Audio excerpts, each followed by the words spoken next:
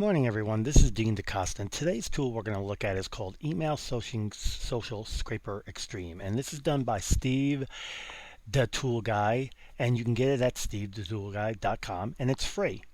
It's a pretty cool little tool, very similar to some other tools I've shown, except of course it's free.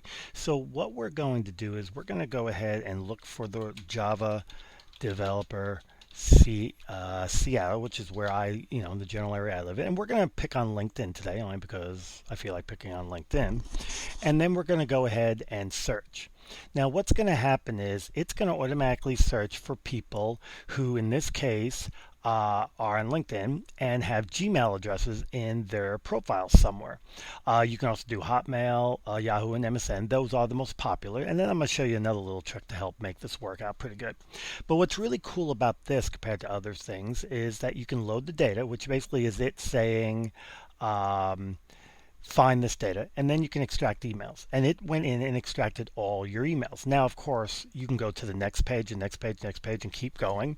And then you can save these emails to a file and download and go ahead and send them all at once. And as I said, it works with Yahoo, Hotmail, and MSN. But here's the fun part. If you really want to be kind of cute about it, you can actually go up here and say change this part of it to say Outlook as an example, and go ahead and click, and look, now you're getting ones and they will have Outlook email addresses somewhere in their profile. You can do the same thing with any one of a number. Now, we're not going to actually grab these particular email addresses. Instead, we're going to go ahead and look for a different one, a little more common. Let's try capital list is on. Let's try AOL.com and see what we get. We got a few. There's AOL, and again, load data.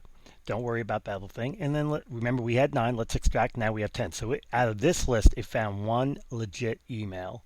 And there it is. It's a pretty cool little tool. But what I really like about it, besides the fact that obviously it can work for LinkedIn, is the fact that it can work on other spaces. So let's, as an example, go to Google+. Just out of curiosity, let's see what we get doing Google+. We're doing Gmail again still. And look at that, some Gmails from Google+. And let's load the data. Don't worry about that. And we had 10. Let's extract. Now we have 14. So it found 4 more. And now let's say we do the same exact search, but let's do Facebook. We're going to do Facebook search. It's going to do its thing. We're going to see what it gets. We're going to load data. We're at 14. We're going to extract some emails. We've just picked up 5 more people.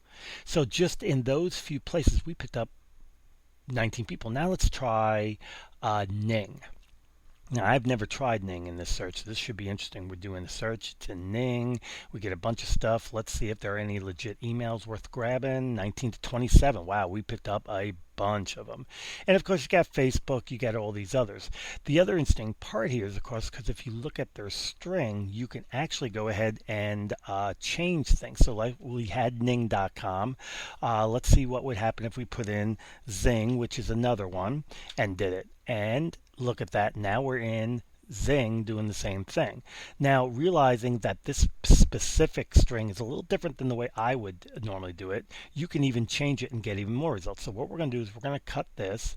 We're going to move it, paste it, and then we're going to get rid of these quotes here. We're going to get rid of the quote at the beginning, and we're going to make this a cite command. So now we're doing it the normal way to X-ray in. And we're going to do it again. We didn't get anything up. We didn't get anything on Zing, but let's see what happens if we change this to, let's go back to LinkedIn. LinkedIn.com, and because we're looking in Seattle, we can go ahead and put in at the end because that's what we're looking for. We don't need the .com at the end because we've already done that. And let's see what we get. And look at that. And of course, we can still load data, and we can extract. Remember, we're at 27. Now we're at 38. We just picked up 11 more. So this tool can be the basis for you to play around, do all sorts of things. I'm doing a series of blogs on recruiting blogs about lesser known sites. You could just pop the lesser known site right here and start grabbing people with email addresses. There's also a posting up there about using Vibe and using an Excel spreadsheet I put together that has the 27 most commonly used email domains, like Yahoo.coms and the Googles and all this stuff. stuff.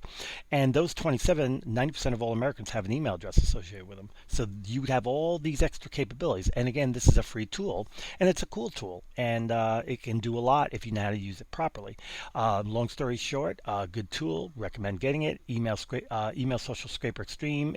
You can get it for free at Steve the Tool Guy. That's SteveDatoolGuy.com.